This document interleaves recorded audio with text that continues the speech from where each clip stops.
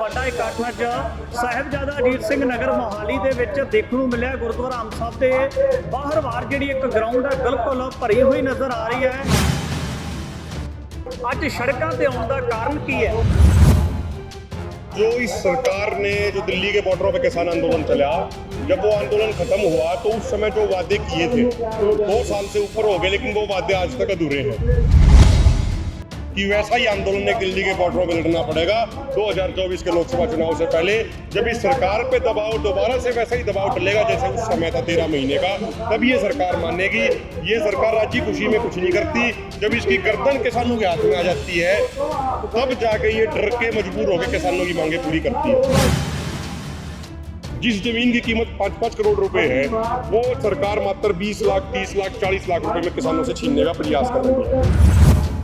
किसी किसान को अभी तक मुआवजा मिला नहीं है, किसी किसान के खाते में अब तक पैसा पहुंचा नहीं है। 1509 का जो हाथ से कटा हुआ जीरी जो आज से 5 दिन पहले 3700 रुपये क्विंटल बिक रही थी, आज वो 3200 रुपये पे आ गई है। जो 11-21 की डेयरी जो 4750 रुपये क्विंटल बिक रही थी, आज वो 4200-4300 रुपये क्विंटल बिक रही है। केंद्र सरकार को ये बात पसंद नहीं आई कि हमारे किसानों को 2 पैसे अच्छे मिल रहे हैं। इससे मोदी सरकार परेशान हो गई। तो सरकार को ये लगता है कि जितना किसान आर्थिक तौर पे मजबूत होंगे उतना ही ज्यादा मजबूती से कल ये आंदोलन लड़ेंगे। कोई भी राजनीतिक पार्टी हो, जब ये राजनीतिक पार्टी विपक्ष में होती है तो किसानों के बारे में, लोगों के बारे में, जनता के बारे में बहुत अच्छी अच्छी बातें करती हैं, लेकिन जब सत्ता में आती है तो इनका चरित्र वही हो जाता है। ये सारी की सारी कॉर्पोरेट की ही गुलामी करने लग जाती है। अब इनको ये लग रहा है सरकार को कि भाई लोकसभा चुनाव नजदीक आ गया और ये किसान संगठन, ये किसान इकट्ठे होकर दोबारा से आंदोलन लड़ने की तैयारी कर चुके हैं, तो कहीं ये पानी के नाम पे, कहीं ये बोली के नाम पे, कहीं ये धर्म के नाम पे, कहीं जाति के नाम पे, कहीं ये क्षेत्र के नाम पे लोगों को लड़ाने का प्रयास कर रहे हैं। TV 84 ਦੇ ਨਾਲ ਜੁੜੇ ਹੋ। ਮੈਂ ਰਜਿੰਦਰ ਸਿੰਘ ਸਭਰਾ। ਜੇ ਗੱਲ ਕੀਤੀ ਜਾਵੇ ਤਾਂ ਕਿਸਾਨਾਂ ਦੇ ਵੱਲੋਂ ਇੱਕ ਜਿਹੜਾ ਵੱਡਾ ਮਾਹੌਲ ਗਰਮਾਇਆ ਗਿਆ, ਵੱਡਾ ਇਕੱਠ ਅੱਜ ਸਾਹਿਬਜ਼ਾਦਾ ਅਜੀਤ ਸਿੰਘ ਨਗਰ ਮੋਹਾਲੀ ਦੇ ਵਿੱਚ ਦੇਖਣ ਨੂੰ ਮਿਲਿਆ। ਗੁਰਦੁਆਰਾ ਅੰਬ ਸਾਹਿਬ ਦੇ ਬਾਹਰ ਵਾਰ ਜਿਹੜੀ ਇੱਕ ਗਰਾਊਂਡ ਹੈ ਬਿਲਕੁਲ ਭਰੀ ਹੋਈ ਨਜ਼ਰ ਆ ਰਹੀ ਹੈ। ਇੱਥੇ ਕਿਸਾਨੀ ਝੰਡਿਆਂ ਦੇ ਨਾਲ ਆਖਰ ਕੀ ਮੰਗਾਂ ਨੇ, ਕਿਹੜੀਆਂ ਮੰਗਾਂ ਨੂੰ ਲੈ ਕੇ ਅੱਜ ਸੜਕਾਂ ਦੇ ਉੱਪਰ ਆਉਣਾ ਪਿਆ। ਮੇਰੇ ਨਾਲ ਹਰਿਆਣੇ ਤੋਂ ਕਿਸਾਨ ਆਗੂ ਅਭਮਨੂ ਕੁਹਾਰ ਨੇ, ਉਹਨਾਂ ਦੇ ਨਾਲ ਗੱਲਬਾਤ ਕਰ ਲੈਣੇ। ਕੁਹਾਰ ਸਾਹਿਬ, सब तो पहला बड़ा सवाल है, आज सड़कों पे आने का कारण की है? देखो, जो इस सरकार ने जो दिल्ली के बॉर्डरों पे किसान आंदोलन चला, जब वो आंदोलन खत्म हुआ तो उस समय जो वादे किए थे 2 साल से ऊपर हो गए, लेकिन वो वादे आज तक अधूरे हैं। और अब दोबारा से हमें लगता है कि वैसा ही आंदोलन एक दिल्ली के बॉर्डरों पे लड़ना पड़ेगा 2024 के लोकसभा चुनाव से पहले। जब इस सरकार पे दबाव दोबारा से वैसा ही दबाव डलेगा जैसे उस समय था 13 महीने का, तब ये सरकार मानेगी। ये सरकार राजी खुशी में कुछ नहीं करती। जब इसकी गर्दन किसानों के हाथ में आ जाती है तब जाके ये डर के मजबूर होकर किसानों की मांगे पूरी करती है।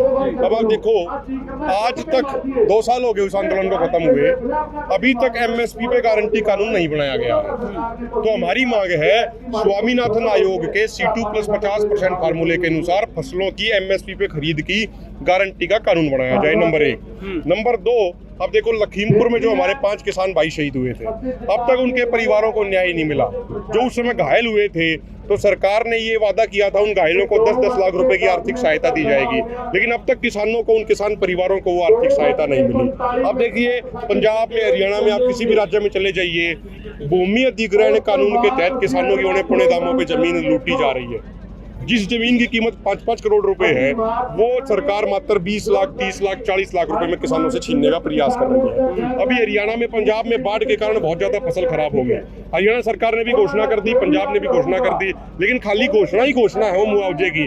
किसी किसान को अभी तक मुआवजा मिला नहीं है, किसी किसान के खाते में अब तक पैसा पहुंचा नहीं है। अब देखिए, एक और जो बड़ा मुद्दा जिसको लेकर आज इकट्ठे हुए हैं वो ये है कि पिछले 5-6 दिनों से पूरे भारत में राइस मिलर हड़ताल पे गए हुए हैं। बासमती की खरीद पूरे तरीके से बंद है, चाहे 11-21 हो, 15-09, 17-18 हो, पूरे तरीके से वो बंद है, क्योंकि केंद्र सरकार ने जो बासमती का जो मिनिमम एक्सपोर्ट प्राइस था वो तय कर दिया $1200 प्रति टन का। अगर आप उसको रुपयों में कन्वर्ट करोगे तो लगभग 10,000 रुपये प्रति क्विंटल का चावल में जब बाहर जाएगा तब गवर्नमेंट अलाउ करेगी, नहीं तो गवर्नमेंट अलाउ नहीं करेगी उसको। अब हमारे जो बासमती की कीमत है बाहर वो है लगभग 900 से लेके $1050 प्रति टन की। भारत सरकार कह रही है कि $1200 प्रति टन से नीचे का एक्सपोर्ट नहीं करना, और अगर कोई एक्सपोर्टर नीचे एक्सपोर्ट करेगा तो उस पर 20% एक्स्ट्रा टैक्स लगेगा।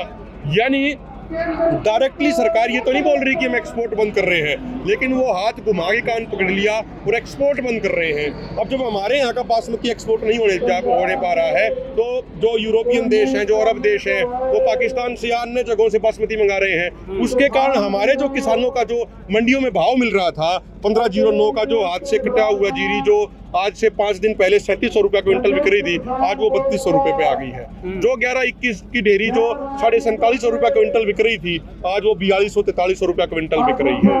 तो केंद्र सरकार को ये बात पसंद नहीं आई कि हमारे किसानों को 2 पैसे अच्छे मिल रहे हैं। इससे मोदी सरकार परेशान हो गई। उस सरकार को ये लगता है कि जितना किसान आर्थिक तौर पे मजबूत होंगे, उतना ही ज्यादा मजबूती से कल ये आंदोलन लड़ेंगे। ਜਿੱਥੇ ਮੰਗਾਂ ਨੂੰ ਲੈ ਕੇ ਸੈਂਟਰ ਸਰਕਾਰ ਦੇ ਨਾਲ ਆਪਸੀ ਰੇੜਕਾ ਬਰਕਰਾਰ ਹੈ, ਉੱਥੇ ਪੰਜਾਬ ਸਰਕਾਰ ਦੇ ਨਾਲ ਵੀ ਕਿਤੇ ਨਾ ਕਿਤੇ ਰੇੜਕਾ ਨਜ਼ਰ ਆਉਂਦਾ ਹੈ।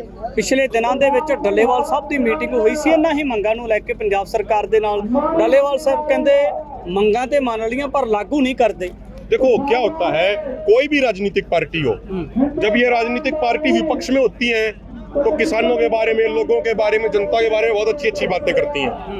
लेकिन जब सत्ता में आती हैं तो इनका चरित्र वही हो जाता है। ये सारी की सारी कॉर्पोरेट की ही गुलामी करने लग जाती है। कोई बड़े कॉर्पोरेट की गुलामी करती है तो कोई छोटे कॉर्पोरेट की गुलामी करती है। जब ये आम आदमी पार्टी की सरकार, ये पार्टी विपक्ष में थी तो बड़ी बड़ी बातें करती थी। आज सत्ता में है, ये कुछ भी नहीं कर रहे हैं। पंजाब के किसान भी परेशान है। अब ये देख लो, हर महीने पंजाब में धरने होते हैं, हर महीने हरियाणा में धरने होते हैं। हरियाणा में बीजेपी की सरकार है।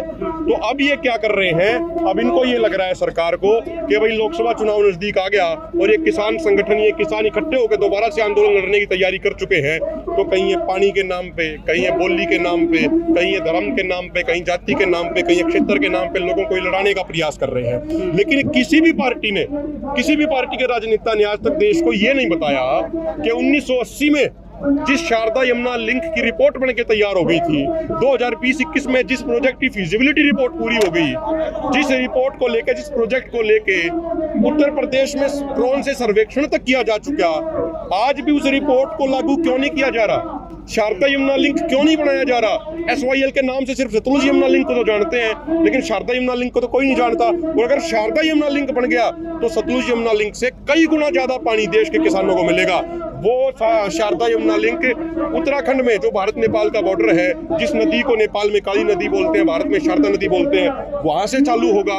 वहां से चालू होगा, उत्तराखंड से होते हुए उत्तर प्रदेश के किसानों को पानी देगा, उत्तराखंड के किसानों को पानी देगा, हरियाणा के, पंजाब के, राजस्थान के, मध्य प्रदेश के और फिर गुजरात के किसानों को भी पानी देगा और साबरमती में जाके वो प्रोजेक्ट उठ जाएगा। ਜਦੋਂ ਕਿਸਾਨੀ ਅੰਦੋਲਨ ਦੀ ਗੱਲ ਕੀਤੀ ਜਾਂਦੀ ਹੈ, ਪੰਜਾਬ ਦੇ, ਹਰਿਆਣਾ ਦੇ, ਰਾਜਸਥਾਨ ਦੇ ਸਮੇਤ ਭਾਰਤ ਦੇ ਜਿਹੜੇ ਬਹੁਤ ਸੂਬਿਆਂ ਦੇ ਲੋਕ ਨੇ, ਕਿਰਤੀ ਲੋਕ ਨੇ, ਉਹਨਾਂ ਨੇ ਇੱਕ ਲੜਾਈ ਲੜੀ ਹੈ। ਪਰ ਕੀ ਲੱਗਦਾ ਕਿ SYL ਦੇ ਉੱਪਰ ਪੰਜਾਬ ਦੀਆਂ ਰਾਜਸੀ ਧਿਰਾਂ ਦੇ ਵੱਲੋਂ, ਸੱਤਾਧਾਰੀ ਧਿਰਾਂ ਦੇ ਵੱਲੋਂ, ਜਾਂ ਜਿਹੜੀਆਂ ਹਰਿਆਣੇ ਦੇ ਵਿੱਚ ਸੱਤਾ ਦੇ ਵਿੱਚ ਕਾਬਜ਼ ਹੋਣਾ ਚਾਹੁੰਦੀਆਂ ਧਿਰਾਂ ਨੇ, ਉਹਨਾਂ ਦੇ ਵੱਲੋਂ SYL ਦੇ ਉੱਪਰ ਰਾਜਨੀਤੀ ਨੂੰ ਕੀ समझा जाए?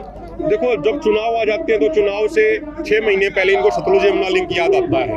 भाई ये मसला सतलुज यमुना लिंक का नहीं है, ये मसला हरियाणा बनाम पंजाब का नहीं है, ये मसला है देश के हर किसान के खेत तक पानी पहुंचाने का। पंजाब के किसान को भी पानी चाहिए, हरियाणा के किसान को भी पानी चाहिए, राजस्थान के किसान को भी पानी चाहिए, गुजरात के किसान को भी पानी चाहिए। तो आप वो शारदा यमुना लिंक क्यों नहीं बना लेते, जिसकी सारी रिपोर्टें बन के तैयार हैं?